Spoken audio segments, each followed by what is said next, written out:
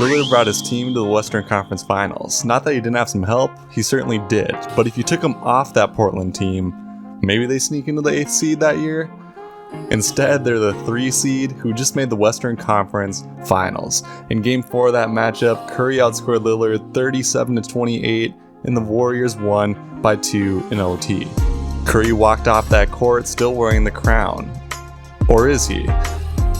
Hello, Fronde. Welcome to Takes in Fuego. It's time to play a game of Would You Rather with Damian Lillard and Stephen Curry. People like to put that 2019 matchup as the defining moment of Curry vs. Lillard, but the truth is, they weren't even close to being defended in the same way. When Curry set up the pick and roll, the Blazers chose to go under the screen. This type of thing tends to work in junior varsity. It tends to work less against Stephen Curry. In contrast, when Lillard ran the pick and roll, he faced traps and double teams when the Warriors chose to focus on Lillard as the most important piece of that offense because, well, he is. In fact, only Devin Booker faced more double teams that season, largely because that offense revolves around him as well. Also, it is hard to compare them head to head when Curry didn't even seem to guard Lillard. He has a number of capable defenders who are able to step up to replace Curry's average defense. Here are the players who guarded more shots than Stephen Curry against Lillard: Clay, Draymond, and Looney. On the flip side, Lillard guarded Curry more than any other Blazer. Let's compare the last 3 seasons of raw statistics. Lillard's numbers look good at 27, 7, and 4.5. You will see Curry has a slight drop off in assists and points and a slight increase in rebounds. You could say Lillard has the better numbers, or you could say they have different roles. Curry pumped slightly less production, but his team didn't necessarily need him to, with scorers like Durant and Clay on the floor. But Lillard put up these numbers being double teamed a lot. Second most of anyone in the NBA in 2019. Let's see the head-to-head numbers.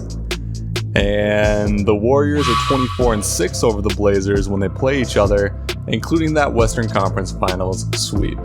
So edge Curry there. Although we are comparing apples to bomb pops considering the different rosters around each player. Maybe the most meaningful of all the statistics, since 2017, Lillard has missed 19 NBA games. Since 2017, Curry has missed 104. Not just this year missing time either. He missed 13 games in the 2018 season and 31 games in the 2017 season. When the numbers overall are pretty close and abilities as well, would you rather have the player that stays on the court? Not to belittle how good Stephen Curry is. Not at all. He is the best shooter to ever play the game. He was a member of the rare 50-40-90 club, and as it turns out, he has 3 rings. Sure, 2 are with Kevin Durant, but he was also the leader on the 72-win Warrior team that won the title. And in some ways, Stephen Curry literally changed the game with how deep he began shooting threes on the court. Let's go to one of my favorite analytics, win shares. Lillard's win shares per 48 this season is .220, 4th in the NBA. Curry's win shares per 48 in the 18-19 season was .199, which was 13th in the NBA. Clearly an advantage of Lillard. Again, apples to ice cubes, but here's what I conclude.